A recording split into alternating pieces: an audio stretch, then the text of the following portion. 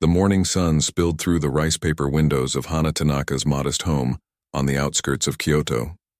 At 78 years old, her daily routine had remained largely unchanged for decades. She would rise with the sun, prepare a simple breakfast of miso soup and steamed rice, tend to her small garden, and chat with neighbors who passed by her front gate. But 5 years ago, something had shifted in the rhythm of her life. Hana knelt at the low table in her kitchen, her weathered hands wrapped around a cup of green tea. The house felt too quiet, as it had since her husband Takashi passed away. They had spent 53 years together in this home, raising 2 children who now had families of their own in Tokyo and Osaka. The walls still held faded photographs of family gatherings, school ceremonies, and quiet moments by the sea.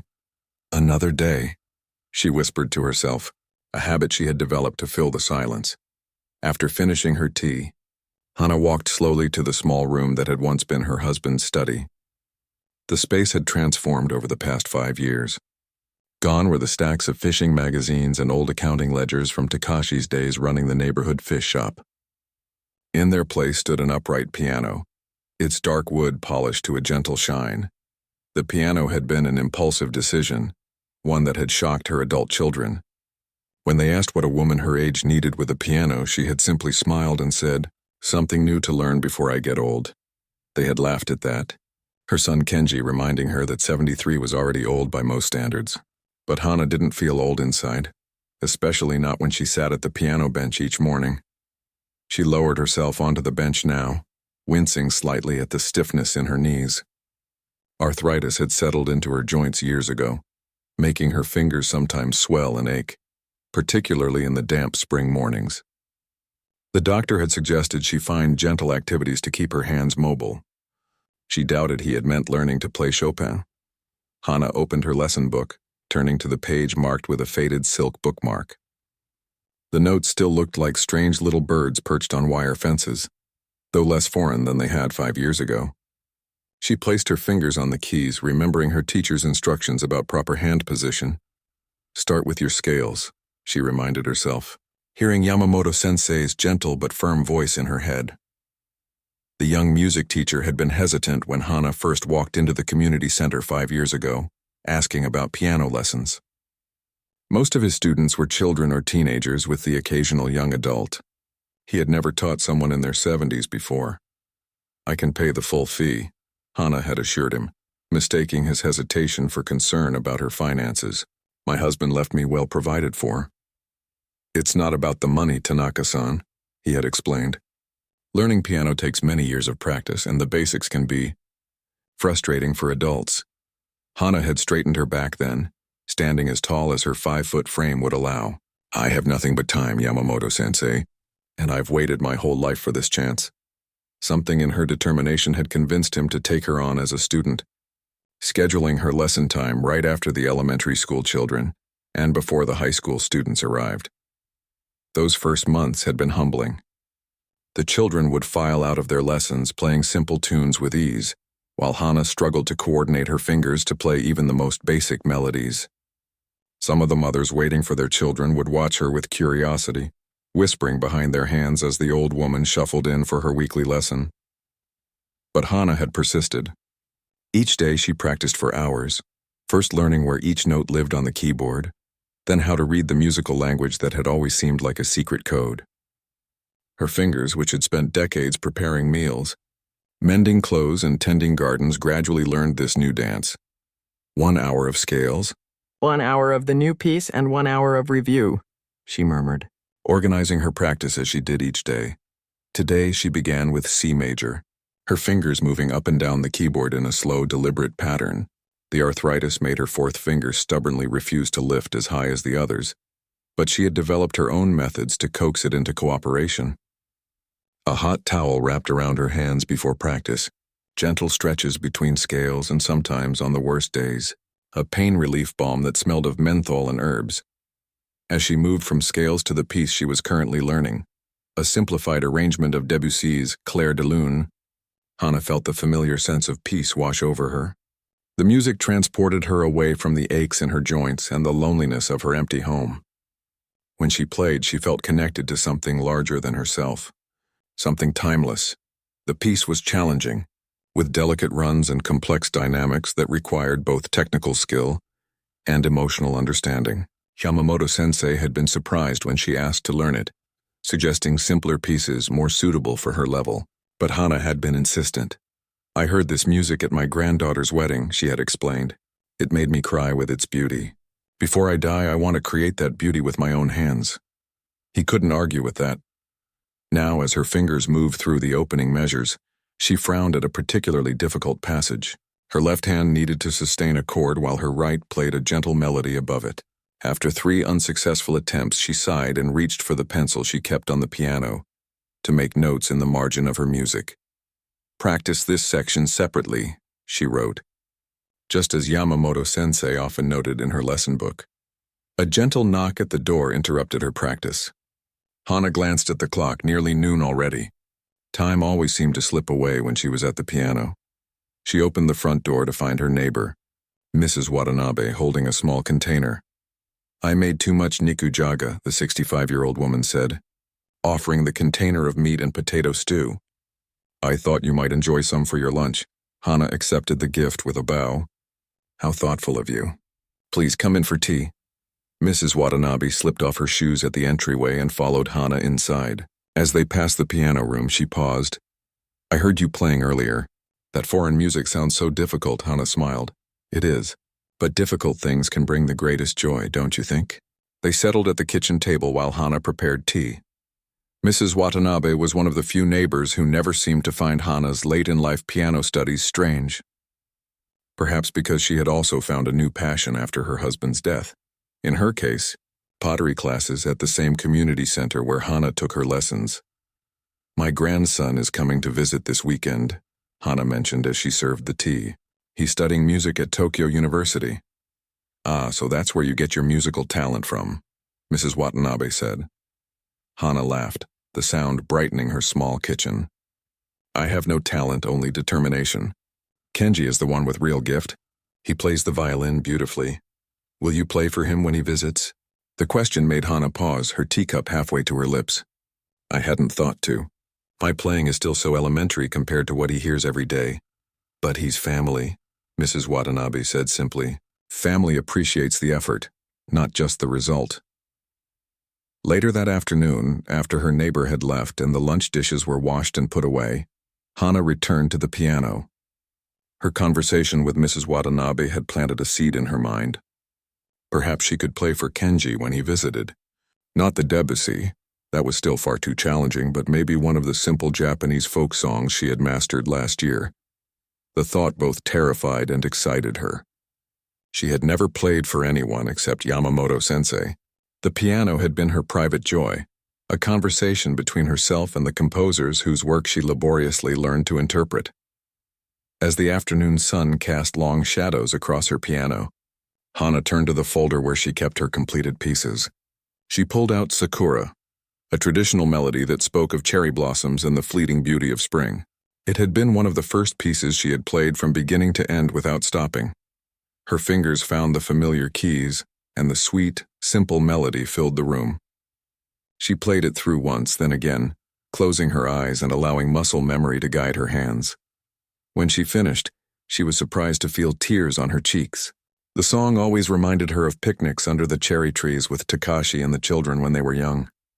How he would have laughed to see her now, his practical wife transformed into a pianist in her twilight years.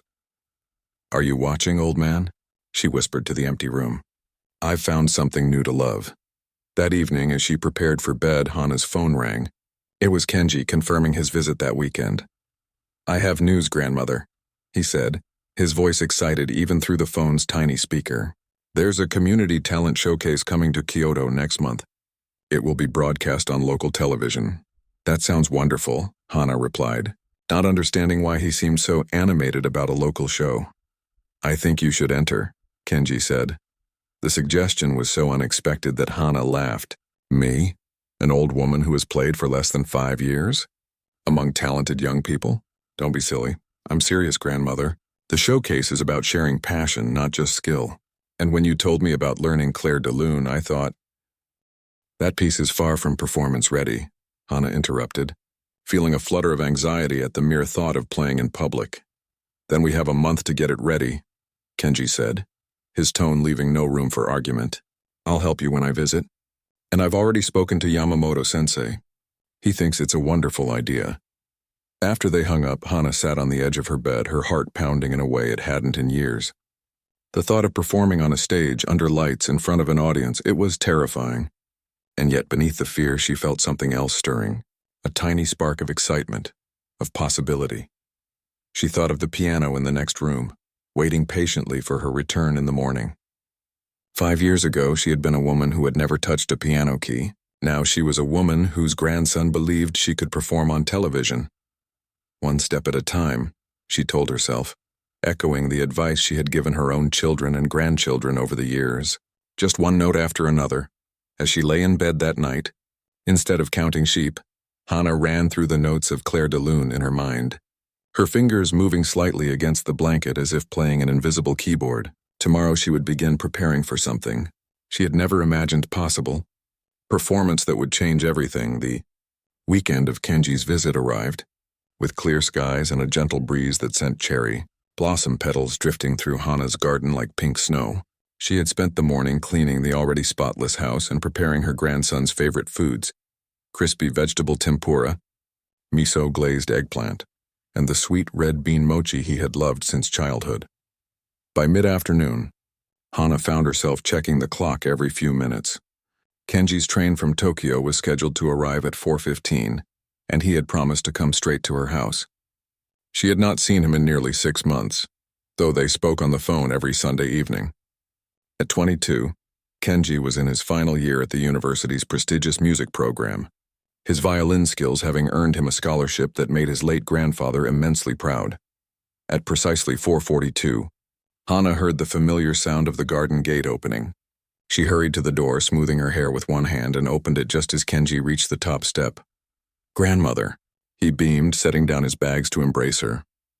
He had grown taller since she'd last seen him, his shoulders broader under his light jacket, but his eyes remained the same, kind and bright, so like his grandfather's that sometimes it made her heart ache to look at him. "You're too thin," she scolded gently, leading him inside.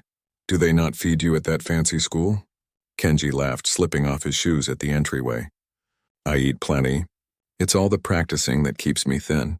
Sometimes I forget to stop for lunch when I'm working on a difficult piece." Hana nodded in understanding.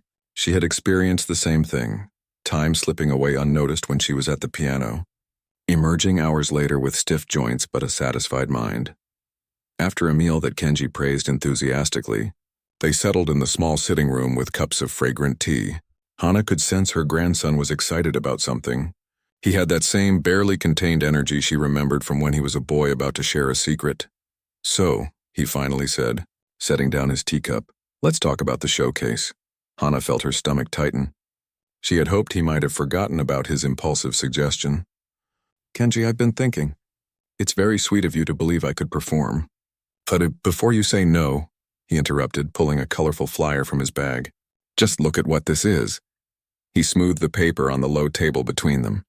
"Journeys in Music, a community showcase," was printed across the top in elegant letters. Below was an image of diverse musicians, young and old, playing various instruments. "It's not a competition," Kenji explained, his finger pointing to the smaller text. "It's a showcase specifically designed to feature musicians at all stages of their journey. There's a special category called New Beginnings for people who started learning music later in life."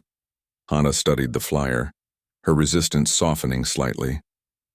"And you think I would fit in this category? Grandmother, you're exactly who they're looking for. Someone with a story, with passion. The producer is my professor's friend, and when I mentioned you, a 78-year-old woman who started piano after a lifetime of putting everyone else first, she was immediately interested." Hana looked up sharply. "You've already talked to the producer about me?" Kenji had the good grace to look slightly embarrassed. "Well, just preliminarily. They still need you to submit an application and a short video of your playing." He reached for her hand across the table. "But grandmother, they're very interested. Your story is inspiring." "My story?" Hana echoed, confused. "I'm just an old woman who likes to play piano poorly." Kenji shook his head firmly. You're a woman who spent her life supporting others, raising children, helping grandfather with the shop, caring for your parents in their final years. And only now at 78 are you finally doing something just for yourself. That resonates with people. Hana felt her cheeks warm at his description. She had never thought of her life in those terms.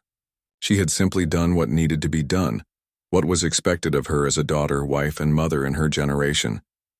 I don't know, Kenji, she said softly. The piece isn't ready. And to play in front of people on television. That's why I'm here, he said brightly. We have the whole weekend to work on your piece. And I brought this. He reached into his bag again and pulled out a small video camera. We can record your submission video on Sunday when you're feeling confident. Seeing her continued hesitation, Kenji's expression grew more serious. Grandmother, do you remember what you told me when I was 12 and too nervous to play in my first recital? Hana smiled at the memory. Young Kenji, normally so confident, had been pale with fear before that first public performance. I told you that courage isn't about not feeling afraid. It's about feeling afraid and doing it anyway. Exactly, Kenji nodded. Now it's your turn to follow your own advice. Later that evening, after Kenji had gone to bed in the small guest room that had once been his father's childhood bedroom, Hana sat alone at the piano. Her fingers rested lightly on the keys, not pressing down, just feeling the cool, smooth ivory beneath her fingertips.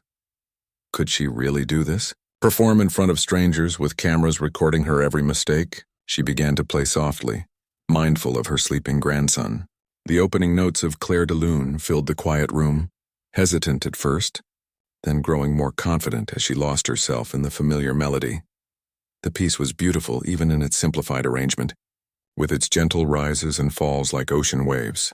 When she reached the middle section, her fingers stumbled over a particularly difficult transition.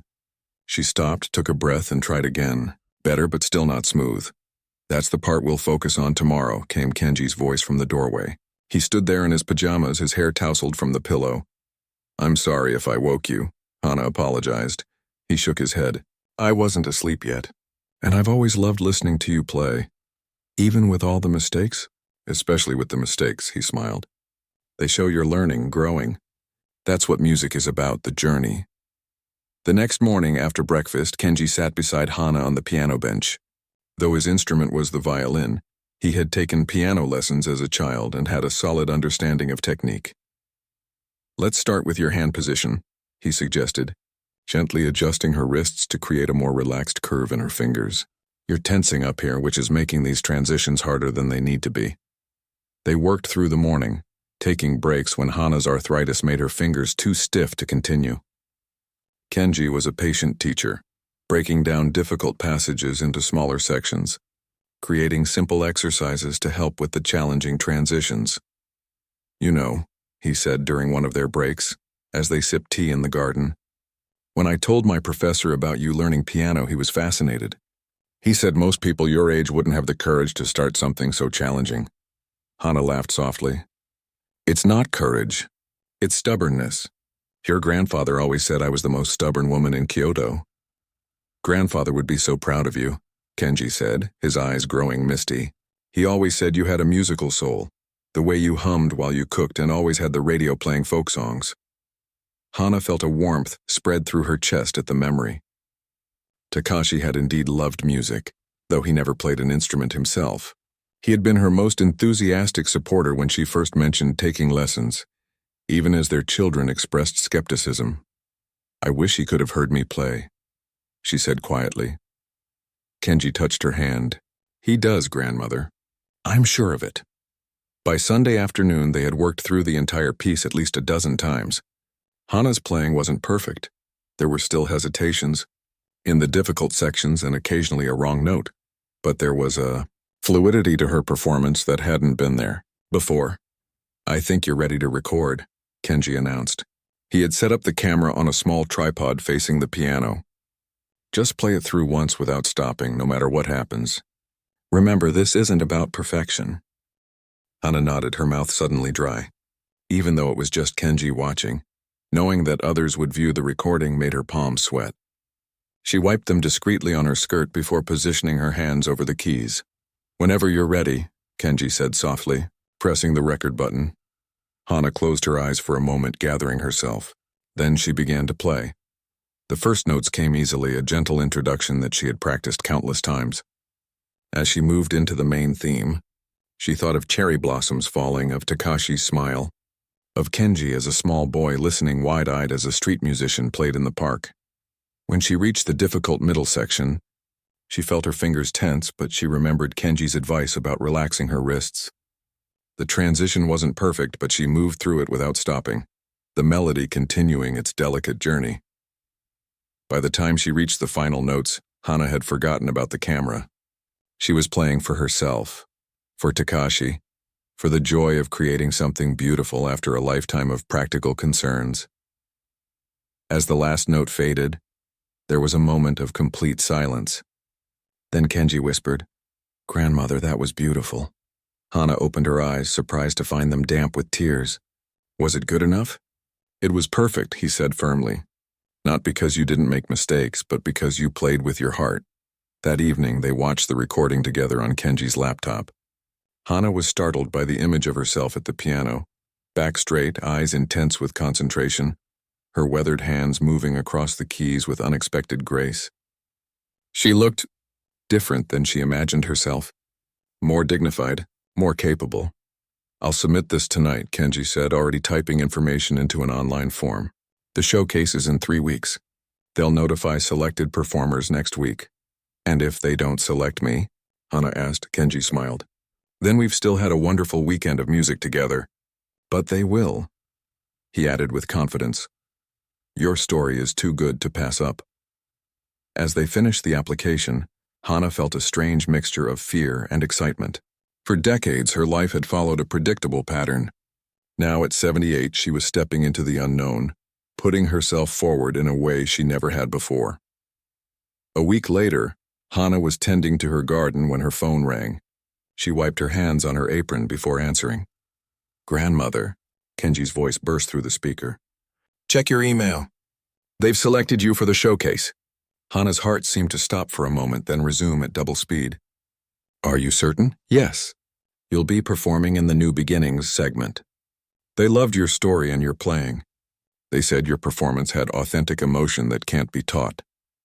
As Kenji continued excitedly explaining the details, the rehearsal schedule, what she should wear, how the day would unfold, Hana sank slowly onto the garden bench.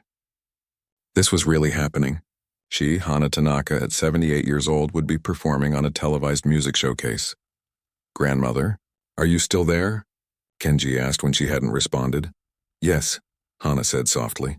"I'm just surprised. Are you happy?" Hana looked at her garden, at the home she had lived in for over 50 years, at the life she had built that had been so predictable, so secure. And now this unexpected turn, this new adventure. "Yes," she realized, a smile spreading across her face. "Yes, I'm very happy." As she hung up the phone, a cherry blossom petal drifted down, landing on her open palm. Hana closed her fingers gently around it, making a silent promise to herself. She would play her best, not for the audience or the cameras, but for herself, for the woman who had waited 73 years to discover what had been inside her all along. The next 3 weeks passed in a blur of practice sessions and preparations. Hana had never pushed herself so hard before, spending hours at the piano each day until her fingers ached and her back complained. Yamamoto-sensei added an extra lesson each week, refusing additional payment when Hana offered it. "This is a special circumstance," he had said with uncharacteristic emotion. "I am honored to help you prepare." 2 days before the showcase, a young woman from the television station came to Hana's house to interview her for the introduction segment. Keiko, the producer, was barely older than Kenji, with short hair and bright eyes that missed nothing. She sat across from Hana at the kitchen table, a small camera on a tripod beside her. "We like to give the audience some background on each performer," she explained, turning on the camera. "Just speak naturally and tell me about your journey with music."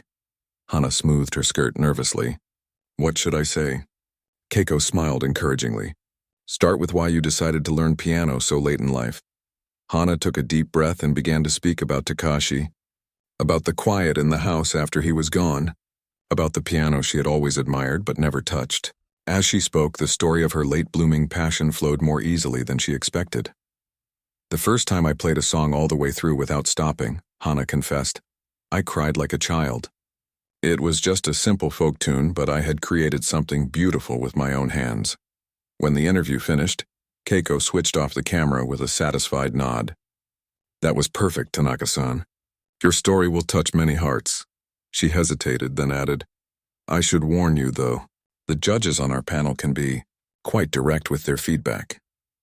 I understand, Hana said, though a new flutter of anxiety took flight in her stomach. I don't expect special treatment because of my age. Keiko looked relieved. Most of our performers are young, and the judges are used to being blunt. But your segment is about the journey, not technical perfection. She patted Hana's hand. Just play with the same feeling you showed during your audition video and you'll win them over. The morning of the showcase dawned bright and clear. Kenji arrived early to help his grandmother prepare, bringing with him a small gift box. Something to wear today, he explained, as Hana carefully untied the ribbon. Inside lay a delicate silver hairpin with a small pearl at the tip. It was grandfather's last gift to me before he passed, Kenji explained, his voice soft with memory. He said to save it for a special occasion to give to you. Tears pricked at Hana's eyes as she held the beautiful piece. He always did know when I would need his strength the most. They took a taxi to the concert hall where the showcase would be filmed. The building was modern and imposing, all glass and angles, nothing like the cozy community center where Hana took her lessons. Inside, young performers and their families crowded the lobby, instruments in cases of all sizes propped against walls and chairs. A staff member with a clipboard directed them to a waiting area for the New Beginnings segment performers. There were 5 others besides Hana, a middle-aged man with a saxophone, a woman in her 60s with a flute, and 3 other seniors with various instruments. They all exchanged nervous smiles, bonded by their shared late start in music. A young assistant came to escort Hana to the costume and makeup area. The dress you brought will be perfect, she assured Hana, helping her into the traditional kimono that had belonged to her mother. It was deep blue with a pattern of silver cranes, formal but not ostentatious. The silk, though old, still caught the light beautifully as Hana moved. In the makeup chair, a young man with gentle hands applied a light coating of powder to reduce the shine under the stage lights. We want you to look natural, he explained. Just the best version of yourself. When he finished, Hana hardly recognized the dignified woman in the mirror. The silver hairpin gleamed against her white hair, which had been arranged in a simple but elegant style. The makeup artist had somehow softened the deep lines around her eyes and mouth without erasing the character in her face.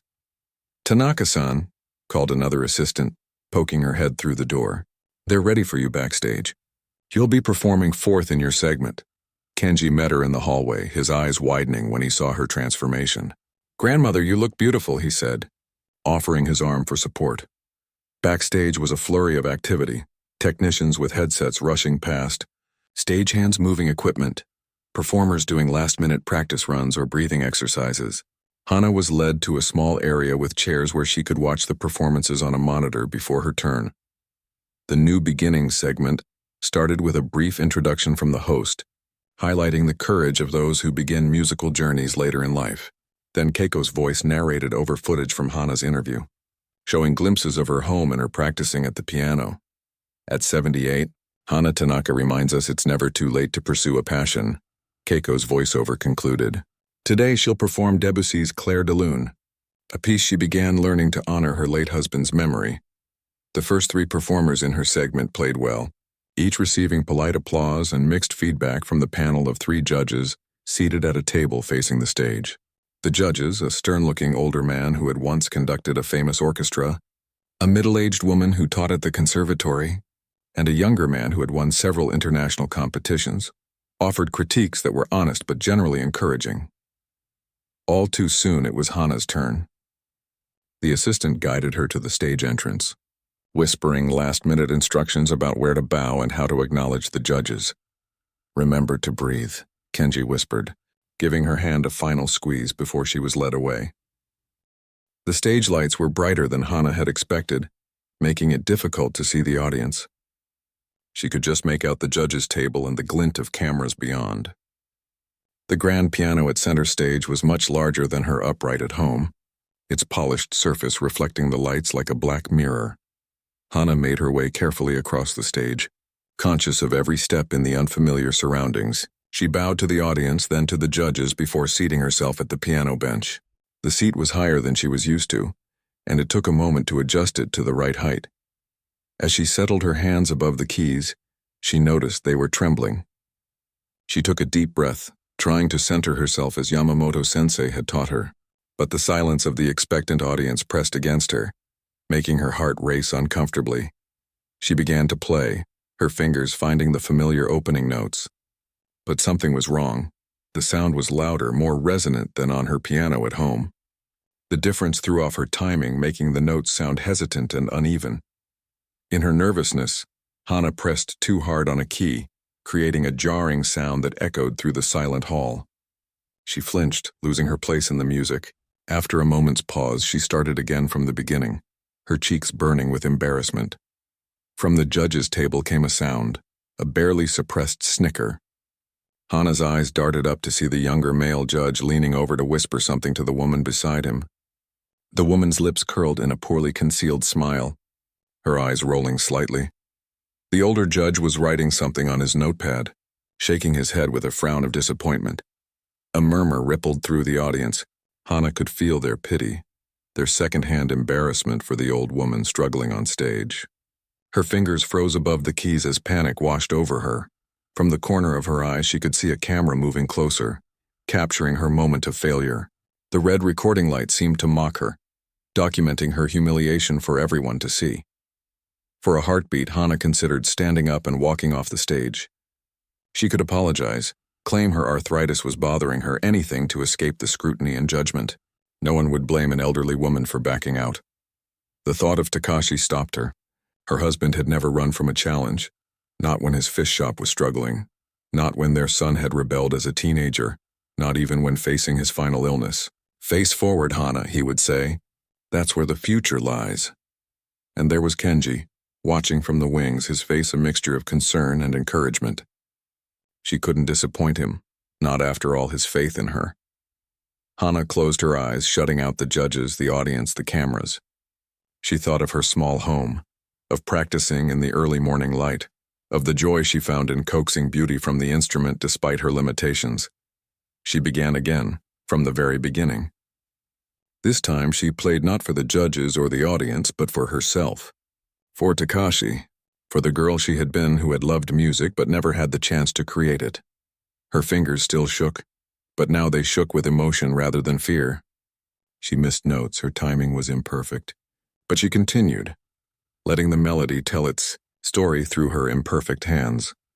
When she reached the difficult middle section, the part she and Kenji had worked on so diligently, she heard another sound from the judges' table, a whisper, then another stifled laugh. Without looking up, she knew they were mocking her, perhaps comparing her to the young prodigies who had performed earlier with technical precision. A hot tear slipped down Hana's cheek before she could stop it. She didn't wipe it away, needing both hands for the music, so it fell onto the ivory key beneath, a small splash of vulnerability. The camera caught it all, her tear-streaked face, the judge's dismissive expressions, the audience's uncomfortable shifting. In the control room, Keiko whispered urgently to her cameraman to move in closer on Hana's hands, capturing the arthritic fingers that refused to give up despite the mockery. Hana continued playing through the piece, each note a small victory over shame, over age, over limitations. When she reached the final gentle chords, she let them ring out, her hands at last finding peace on the keys. There was a moment of silence when she finished. Then from somewhere in the back of the hall, a single person began to applaud. Others joined, the sound growing, though whether from genuine appreciation or mere politeness, Hana couldn't tell. She rose slowly, bowing to the audience, then turning to face the judges. The older man cleared his throat, his expression unreadable. "Mrs. Tanaka," he began, his voice carrying through the microphone. "I appreciate your courage in coming here today. However, I must be honest. This piece requires a technical proficiency that takes many years to develop. Your performance lacked the precision and control that Debussy's work demands." The woman judge nodded in agreement. "The dynamics were uneven, and there were, of course, several missed notes. At your level, perhaps a simpler piece would have been more appropriate. The younger judge didn't even try to hide his dismissive tone. I'm sure it's a nice hobby for someone your age, but this is a showcase meant to highlight talent. I'm not sure what your teacher was thinking encouraging you to perform publicly at this stage. Their words stung, but Hana kept her back straight, her chin lifted. She had known the risk of humiliation when she agreed to perform. She had just hoped for a bit more kindness. Thank you for your feedback, she said quietly into the microphone, her voice surprisingly steady. Then she turned and walked off stage with as much dignity as she could muster. Kenji was waiting in the wings, his face flushed with anger. Those judges, he fumed, taking her arm to support her. How dare they speak to you that way? Hana patted his hand. They spoke the truth as they see it. It's their job to judge, and I am not a skilled pianist. But they didn't have to be cruel about it, Kenji insisted as they made their way backstage. They didn't understand what your performance was about. In the dressing room, Hana carefully removed the silver hairpin, placing it back in its box. Her reflection in the mirror showed a tired old woman, the elegant makeup now smudged with tears she hadn't realized she'd shed. I think I'd like to go home now, she said softly. As they left the concert hall, neither of them noticed the video technician watching them go, a thoughtful expression on his face as he made notes on the footage that had just been captured, footage that would soon take a journey of its own. The ride home from the showcase was quiet. Kenji kept glancing at his grandmother, worried about the effect of the judge's harsh words. But Hana simply gazed out the taxi window, watching the city lights blur past. Her hands, folded neatly in her lap, occasionally flexed as if still feeling the piano keys beneath them. Are you all right, grandmother? Kenji finally asked as they neared her neighborhood. Hana turned to him with a small smile that didn't quite reach her eyes. Yes, I'm fine. Disappointed, of course, but not surprised. I knew I wasn't at the level of the other performers. That's not true, Kenji protested. You played with more heart than anyone else there. Hana patted his hand. Heart doesn't make up for decades of practice, dear. The judges were right about that much. When they reached her home, Kenji insisted on coming inside. He made tea while Hana changed out of her kimono, carefully hanging the precious garment before slipping into her comfortable everyday clothes. They sat at her kitchen table, steam rising from their cups in the quiet room. Outside, evening had settled fully, crickets beginning their nightly chorus in the garden. I should apologize to you, Hana said suddenly. Kenji looked up, surprised. For what? For embarrassing you. It was your idea for me to perform, and I made a mess of it. Grandmother, no. Kenji reached across the table to take her hand. You didn't embarrass me. I'm proud of you. It takes tremendous courage to perform in public, especially at a stage in life when most people are content to sit back and watch others. You were brave enough to try. Hana squeezed his fingers. You're a good grandson. Your grandfather would be proud of the man you've become. She sipped her tea thoughtfully. The strange thing is, after those first terrible moments, I almost enjoyed myself. Once I stopped worrying about what everyone thought and just played for myself, it felt freeing. That's what I saw. Kenji nodded eagerly. There was a moment when something changed. You stopped looking frightened and just became absorbed in the music. I wish I could have played better for you, though. There will be other performances, Kenji assured her. And now that you've faced the worst, playing under pressure with cameras and critical judges, nothing will seem so scary again. Hana wasn't so sure about that, but she appreciated his optimism. They finished their tea, and Kenji reluctantly prepared to return to Tokyo, promising to call soon. At the door, he hesitated. Don't let what happened today stop you, grandmother. Keep playing, not for audiences or judges, but for yourself. After he left, Hana wandered through her quiet house, feeling strangely restless. Despite her exhaustion, she found herself drawn to the piano room. She stood in the doorway looking at the instrument that had brought her both joy and humiliation in recent weeks. Slowly, she crossed the room and sat on the bench. Her fingers hovered above the keys but didn't press down. The memory of those mocking glances and whispered comments was still too fresh. Instead, she closed the lid gently and went to bed, where dreams of falling cherry blossoms and distant music followed her into uneasy sleep. The next morning, Hana rose early as usual. Her body ached more than normal. Tension from the previous day's ordeal still held in her shoulders and back. She made tea and toast, eating without much appetite while listening to the morning news on her small kitchen radio. The day stretched before her, empty of obligations. Before the showcase preparations, she would have spent hours practicing. But today the thought of facing the piano filled her with a strange reluctance. "Don't be foolish, old woman," she scolded herself. "Are you going to let a few unkind words take this joy from you too?" Still, she busied herself with other tasks. Laundry that didn't really need doing, cupboards that were already organized, a garden that had been weeded just days ago. By mid-afternoon, Hana had run out of excuses. Standing in the middle of her spotless kitchen, she realized she was behaving like a coward. Hadn't she just told Kenji that she had felt free when she played for herself? Why then was she avoiding the very thing that had brought her such contentment these past 5 years? With determined steps, she walked to the piano room and sat down on the bench, back straight just as Yamamoto-sensei had taught her. She placed her fingers on the keys and began to play. Not Clair de Lune. She wasn't ready to face that piece again just yet. Instead, she played a simple Japanese folk song, one of the first pieces she had mastered. The familiar melody flowed easily, requiring little thought, allowing her mind to settle. When she finished, she began another piece, then another. Simple songs at first, then gradually more complex ones from her practice books. With each piece, her confidence returned, her fingers remembering what her heart had temporarily forgotten. She played because it made her happy, not to impress anyone else. Finally, after nearly an hour, Hana took a deep breath and opened the music for Clair de Lune. The piece that had been her downfall at the showcase now lay before her, challenging her to try again. This time, alone in her home with no judges or cameras, Hana played differently. She closed her eyes and let the music flow through her, not worrying about perfect technique or timing. Her fingers, warmed up from the previous pieces, moved more fluidly than they had on stage. When she reached the difficult middle section, instead of tensing as she had during the performance, she relaxed into it.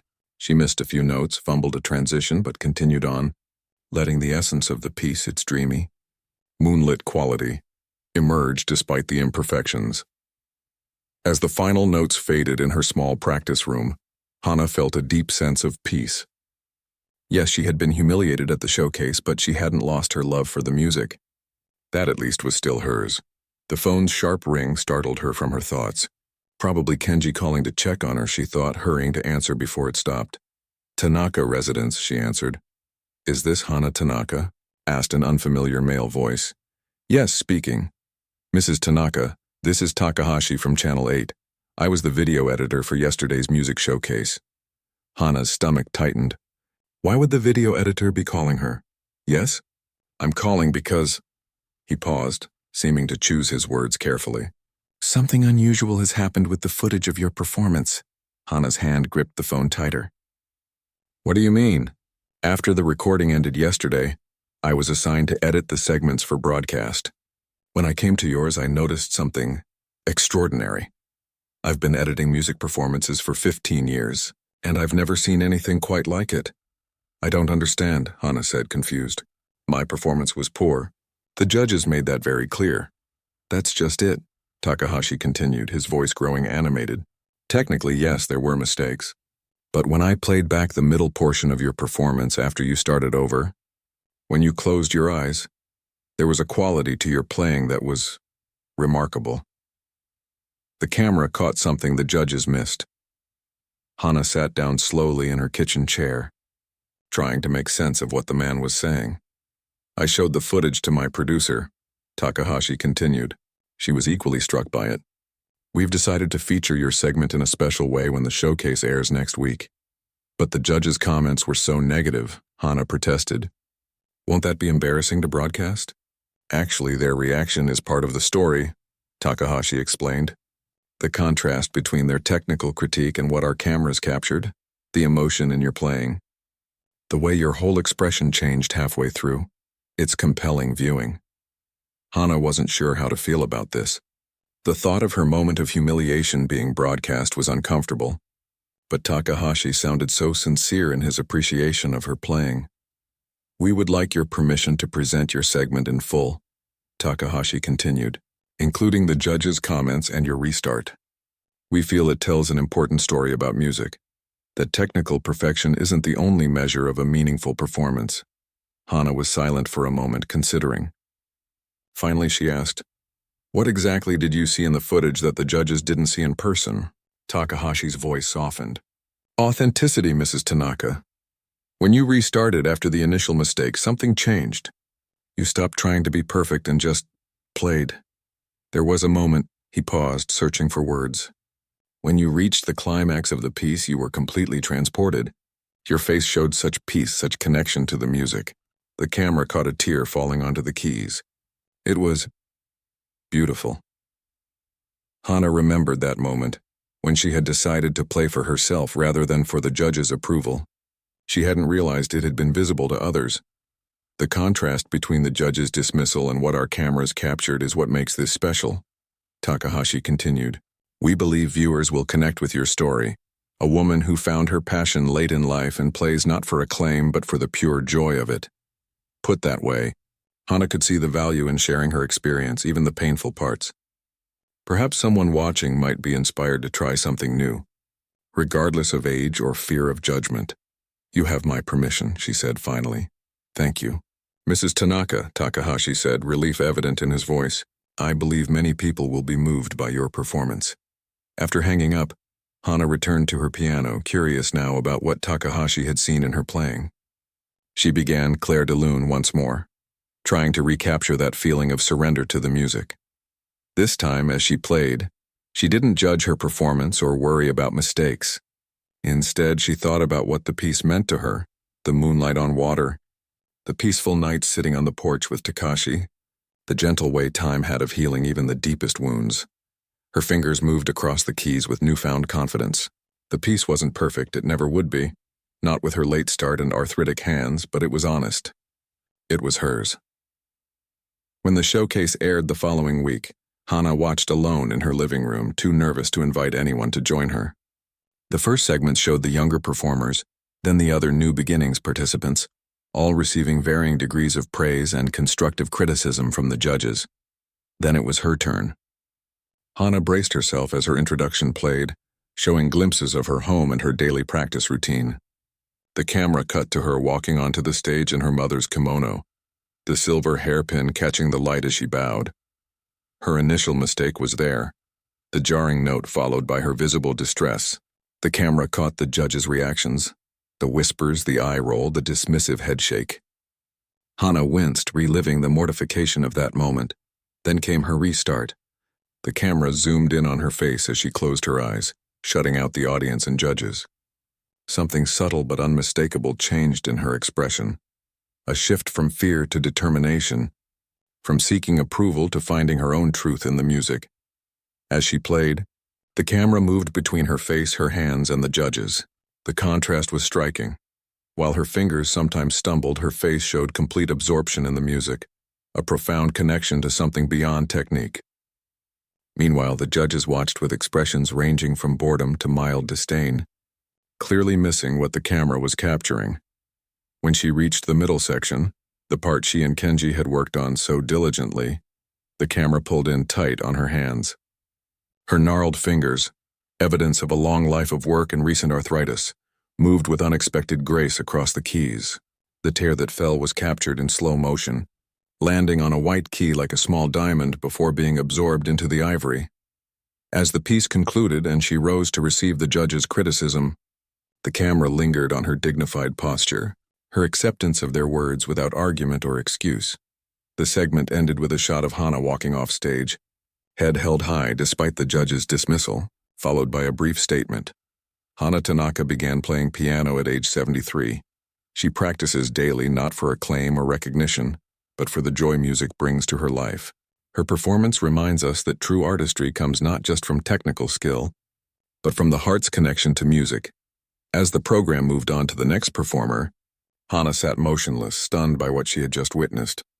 The editors had transformed her moment of failure into something else entirely, a statement about art, age, and authenticity. Her phone began ringing almost immediately. First Kenji, his voice excited as he explained how his entire dormitory had gathered to watch her performance. Then Yamamoto-sensei, his usually reserved manner giving way to genuine emotion as he praised her courage. Then neighbors, friends, even her children calling from Tokyo and Osaka, all moved by what they had seen. "Did you know it would come across that way?" Kenji asked. "Did you plan it?" "No," Hana answered honestly. "I just stopped trying to be perfect and allowed myself to play the way I do at home when no one is watching." "That's what made it special," Kenji said softly.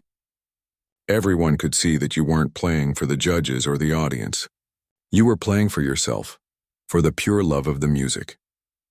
As she hung up the phone, Hana felt a strange lightness in her chest. The humiliation of the showcase had been transformed into something unexpected, a moment of truth that seemed to resonate with others. She walked to her piano and sat down, her fingers finding the keys without hesitation. Tonight she would play not with the fear of judgment, but with the freedom of knowing that her music, imperfect as it was, had the power to touch hearts, including, most importantly, her own. The morning after the showcase aired, Hana woke to the insistent ringing of her telephone. Blinking away sleep, she shuffled to the kitchen to answer it, expecting Kenji calling to check on her again. Instead, it was Mrs. Watanabe from next door, her voice bubbling with excitement. "Hana-san, have you seen it?" "You're everywhere!" "Seen what?" Hana asked, still fuzzy from sleep. "The internet. Your piano performance. My grandson showed me on his computer last night. Someone put it online and people all over are watching it." Hana sat down heavily on her kitchen chair. "I don't understand. The television program only aired locally. Someone recorded it and shared it," Mrs. Watanabe explained. "My grandson says it's gone." "What was the word he used?" "Viral, that's it. You've gone viral, Hana-san." Before Hana could process this information, her phone beeped with another incoming call. Then another and another. She spent the next hour fielding calls from relatives, old friends and neighbors she barely knew, all eager to tell her they had seen her performance. By mid-morning, Kenji arrived at her door, his face flushed with excitement. "Grandmother, have you seen what's happening?" He rushed in, setting his laptop on her kitchen table and flipping it open. "Mrs. Watanabe mentioned something about the internet," Hana said, peering curiously at the screen as Kenji typed rapidly.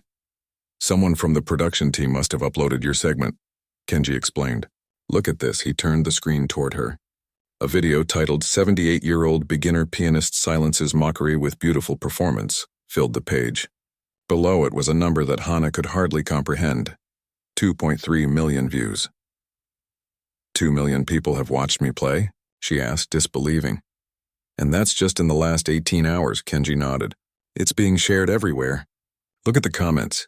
Hana leaned forward, squinting at the small text beneath the video. There were thousands of comments in multiple languages. Kenji scrolled through them slowly so she could read. "This made me cry." The judges completely missed. What made her performance special? "I've played piano for 30 years and would trade my technical skill for her emotional depth in a heartbeat. The tear falling on the key broke me. That's what music is really about. I'm showing this to my daughter who wants to quit piano because it's too hard. Perseverance and passion matter more than perfection." The comments went on, page after page of people touched by her playing. Hana sat back, overwhelmed. "I don't understand," she said softly. "I played poorly. I made mistakes." "That's what makes it so powerful," Kenji explained. "Everyone can play the notes, grandmother. Not everyone can play with their soul the way you did." Before Hana could respond, her phone rang again. This time it was Takahashi, the video editor who had called her before the broadcast. "Mrs. Tanaka," he said, his voice excited. "Have you seen what's happening?" "Your segment has exploded online. We're receiving calls from news outlets around the world wanting to know more about you. Would you be willing to do some interviews?" Hana hesitated, looking at Kenji, who nodded encouragingly. "I suppose so," she said cautiously, "though I'm not sure what I would say." "Just be yourself," Takahashi assured her. "That's what people are responding to." The following days passed in a blur of activity unlike anything Hana had experienced in her quiet life. A local news crew came to her home, filming her playing in her practice room and walking in her garden. A reporter from Tokyo interviewed her over tea, asking about her late start with music and what it felt like to become famous at 78. "I'm not famous," Hana insisted. "I'm just an old woman who loves piano." "That's exactly why people are responding to you," the reporter said. "In a world obsessed with youth and perfection, You've reminded everyone what really matters in art. A week after the initial broadcast, Kenji arrived with more surprising news. Grandmother, you've been invited to appear on a national morning show in Tokyo. They want you to play live in their studio. Hana's hands fluttered nervously to her throat. Play live? On television? Nationally? Oh, I couldn't possibly. It's a wonderful opportunity, Kenji encouraged. And they'll send a car for you, cover your hotel, everything. I'll come with you, of course. Despite her misgivings, Hana found herself agreeing. Perhaps it was Kenji's enthusiasm, or perhaps some part of her was curious to see where this unexpected journey might lead. The morning show experience was both terrifying and exhilarating. The bright studio lights, the cheerful hosts, the bustling crew, all of it so far removed from Hana's quiet existence. Yet when she sat at the piano taking a moment to center herself before playing, a familiar calm settled over her. She played Clair de Lune again, this time with more confidence than she had at the showcase.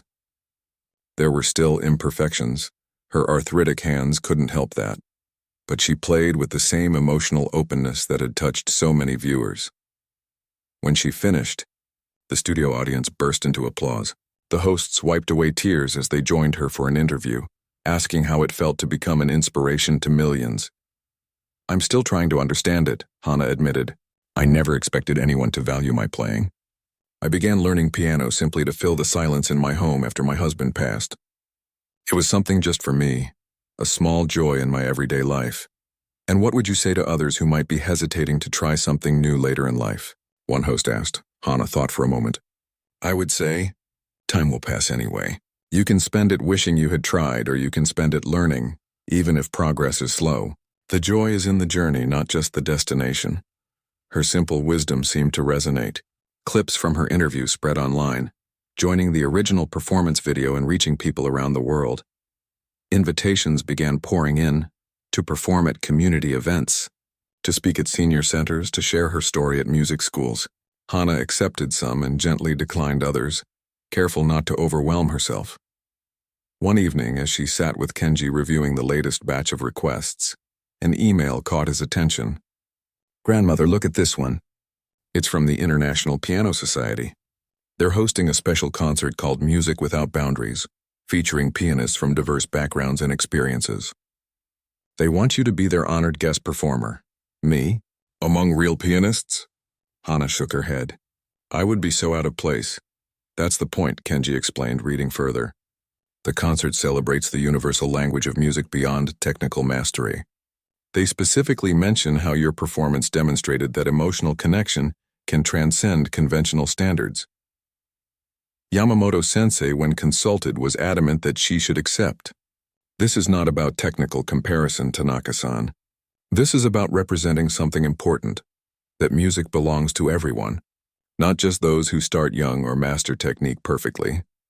The International Piano Society concert was held in a grand hall in Kyoto, allowing Hana to sleep in her own bed the night before. Still, as she sat backstage listening to the other performers, accomplished pianists from around the world, she wondered if she had made a terrible mistake. A young woman from China played a dazzling Chopin piece, her fingers flying across the keys with precision Hana could never hope to match. A middle-aged man from Germany performed a complex Beethoven sonata that left the audience breathless. Each performer was more skilled than the last. When it was finally her turn, Hana walked slowly to the grand piano at center stage. The hall was larger than she had expected, with hundreds of faces watching expectantly from the darkness beyond the stage lights. She sat at the bench and adjusted it carefully, taking her time. Her heart pounded in her chest, but she reminded herself why she was there, not to compete with the technical brilliance of the other pianists, but to share what music meant to her. As she began to play, Hana thought of her journey, from the lonely widow seeking to fill silent hours, to the dedicated student practicing despite arthritic pain, to the nervous performer facing mockery, to this moment on a prestigious stage. Clair de Lune flowed from her fingers, not with technical perfection, but with the honesty and emotion that had touched millions. When she finished, the audience rose in a standing ovation that seemed to go on forever. Among the crowd were faces she recognized: Kenji and his parents, Yamamoto-sensei, Mrs. Watanabe, and even the 3 judges from the original showcase, their expressions now respectful rather than dismissive. Backstage after the concert, a world-renowned pianist approached her. "Mrs. Tanaka," he said, taking her weathered hands in his, "I have played that piece 1,000 times with technical accuracy, but never with the honest emotion you brought to it tonight. You reminded me why I began playing in the first place, not for applause or acclaim, but for love of the music itself." 2 years later, at the age of 80, Hana released her first album. Titled Late Bloomer, it featured simple, heartfelt renditions of the pieces she had learned since beginning her piano journey. The album notes included her story and a message: "It's never too late to begin." The album sold modestly but steadily, finding its way into the hands of people who needed its message most. Those who thought their time for new beginnings had passed. Those who valued passion over perfection. Hana continued her daily practice, still taking lessons with Yamamoto-sensei, still struggling with difficult passages and arthritic fingers. The fame that had briefly swept her into a whirlwind gradually settled, allowing her to return to the quiet life she preferred, though now with a piano filled with purpose and occasionally, visitors from around the world who came to play with her. On her 81st birthday, Kenji presented her with a special gift, a bound book containing letters from people who had been inspired by her story to begin their own creative journeys late in life. "You've started something, grandmother," he said as she turned the pages, reading messages from new pianists, painters, writers, and dancers, all of whom had begun after 60, 70, or even 80 years of age. "I didn't do anything special," Hana insisted, though her eyes shone with tears as she read the heartfelt words. "I just played piano." "You did something brave," Kenji corrected. "You showed people that it's never too late to find joy in creating something beautiful, even if it isn't perfect." That's a powerful gift. That evening, after her family had gone home and her little house was quiet again, Hana sat at her piano, the same modest upright she had begun on 7 years earlier. Her fingers, a little more bent now but still capable, found the opening notes of Clair de Lune. As she played, she thought of Takashi, who would have been so surprised and proud of her unlikely journey. She thought of the thousands of hours she had spent at this keyboard, of the joy and frustration, the mistakes and breakthroughs. She thought of the millions of people who had somehow found meaning in her imperfect playing. But mostly, she thought of how empty these years might have been if she hadn't taken that first step, if she hadn't walked into the community center at 73 and announced to a skeptical young teacher that she wanted to learn piano. The music filled her small home just as it had on countless evenings before, not perfect but honest, not technically brilliant but deeply felt. And in that moment, playing only for herself in the growing darkness, Hana knew that this simple act of creating beauty in her own way had made all the difference. Outside her window, cherry blossoms drifted on the evening breeze, their brief, imperfect beauty mirroring the ephemeral notes that flowed from her fingertips. Both were fleeting, both were flawed, and both were, in their own way, absolutely perfect.